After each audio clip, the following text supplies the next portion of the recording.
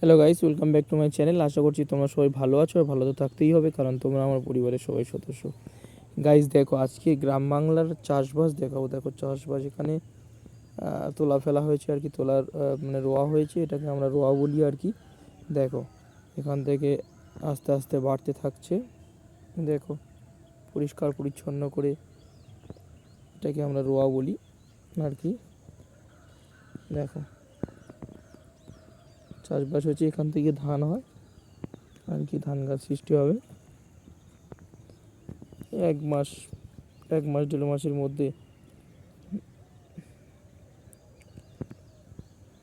আস্তে আস্তে বড় হতে থাকবে। গাইস দেখো, মাঠকে মাঠ চাষ, গ্রাম বাংলার এটাই সৌন্দর্য, এটাই পরিবেশ, এটাই হচ্ছে মনোরম পরিবেশ। দেখো শান্ত সকাল, মনোরম পরিবেশ, কুয়াশা ভেজা সকাল। দেখো সূর্য উদয় হয়েছে আস্তে আস্তে।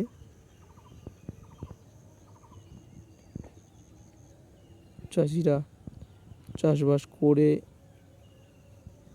সারাদিন কষ্ট করে বাড়িতে ফিরেছে, এবার আবার ফিরে আসবে। মাসখানেকের মধ্যে সোনালি ফসল ফলবে। সোনালি ফসল বলতে ওই ধান। ধান হচ্ছে কি গ্রামের, এটাই হচ্ছে কি মানুষের, গ্রামের মানুষের একটা, বলতে পারো একটা সম্পদ, সবারই সম্পদ। চাষ না হলে তো মানুষ খাবে কি, তাই না? দেখো চাষিরা কত কষ্ট করে ফসল ফলায়, দেখো তাই আমরা যারা আর কি গ্রামে থাকে তারা বোঝে, যারা শহরে থাকে তারা এইসব হয়তো কিছুটা কম জানে। কিন্তু দেখো সবাই,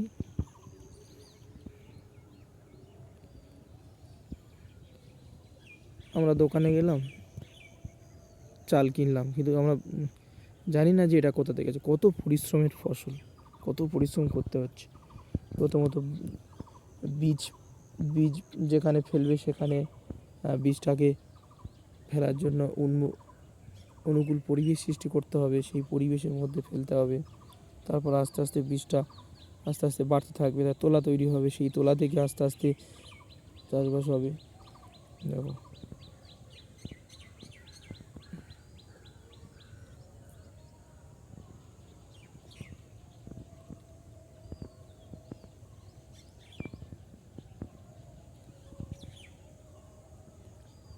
কুয়াশা পুরো চারিদিক।